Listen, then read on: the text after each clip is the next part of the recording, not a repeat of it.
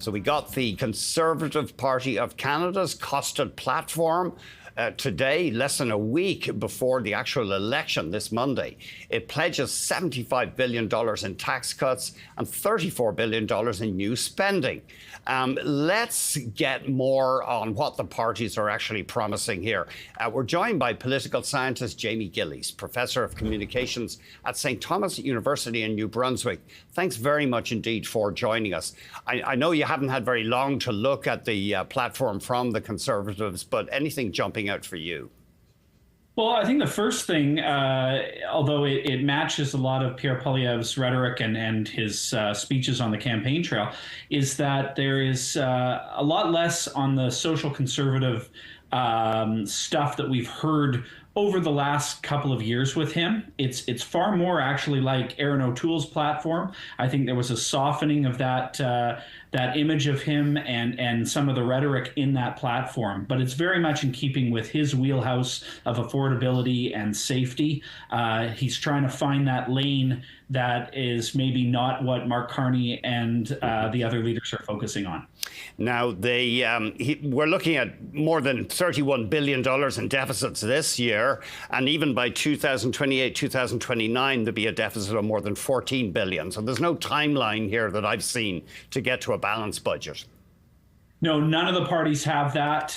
It's less deficit spending than the Liberals, but I think given the crisis framing of the election, the uncertainty of tariffs and the Trump administration, I think all parties eventually came around to this idea that they're probably going to have to spend and government's going to have to be involved in the economy. So we're going to see deficit spending for the near future. I mean, it's always complex and this kind of modeling, and we reduce it in the media, I know, to headlines, which is silly. But our colleague Judy Trinh at CTV News says it's adding projected revenue gains from scrapping clean electricity regulations and the carbon tax as guaranteed revenue. So he's relying on some of his measures actually producing a tax take here. Yeah, I think all the parties are a little guilty of sort of some magical thinking a little bit with these deficits. And I think it goes to the point of whether costed platforms matter that much to voters and the public during a campaign anymore. I don't think we scrutinize them as voters as much as the media tries to scrutinize them. And so maybe that's why all of these campaigns have released them so late in the campaign. The Liberals, of course, are looking at a $62.3 billion deficit this year. And it would still be almost $50 billion in 2028-29. That's interesting. Haven't we heard criticism over the years that governments, both Liberal and Tory, have just become far more reticent about releasing details of the government's finances to the House of Commons and elsewhere? Absolutely. And it's also this notion that fiscal conservatism has gone out the window over the last couple of decades. I think we've seen that kind of spending ramp up in most Anglo-American democracies in the 2010s and 2020s. And there doesn't seem to be a public move to insist on this from a government, regardless of whether they're Liberal or Tory. That's interesting. So the voters accept deficit financing? I think so. I mean, Poilievre has been talking a lot about balancing budgets right up and through 2024, and we've got to stop the rampant spending. But here he is in his costed platform with massive deficits, maybe not as big as the Liberals. So it's kind of taken away that talking point probably for the next week or so on the campaign trail. We did get the NDP platform as well. It would add about $48 billion to the deficit over 4 years. I know our colleagues at CTV are calling it a big spending package, but he's also talking about a wealth tax, Jagmeet Singh.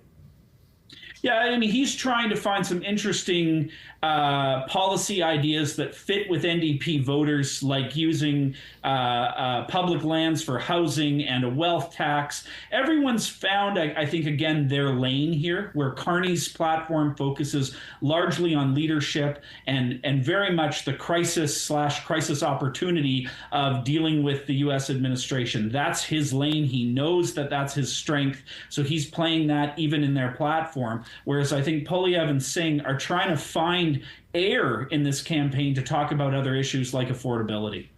What about healthcare? Is that important to the viewers or to the voters? I mean, we know that there's frustration in many areas of the country, people waiting long time in emergency and also can't get a doctor. But I haven't seen that much about healthcare in the election campaign. Well, healthcare is a provincial issue, and trying to coordinate healthcare across the country, I think, fits more in line with some of those attempts to lower barriers to not just trade, but free movement of healthcare professionals across the country. So there's little, I think, the federal government can just promise outright, apart from more cash, that is going to solve some of the healthcare challenges in the provinces. So I think it's a major issue for voters. They care about it, but it's not showing up so much in the platforms because it's a provincial issue. And what is the big issue? Is it the threat to our sovereignty by President Trump and the trade war? I think that's number one, with number two being affordability. Poilievre hopes that in the final week of the campaign, he can close that gap with the Liberals on issues like affordability and cost of living. But as long as the Trump administration is saying things, the country tends to be focused on Canada's response to that. And the advantage Carney has is that every couple of days he can leave the campaign trail and play prime minister, and the entire media ecosystem focuses on that. So maybe we'll see what happens in the final week of the campaign if this gets closer, but those are the two major issues. So Carney has an incumbent advantage there. He can... I'm not saying it's a cynical exit, but he can wear two hats, as it were.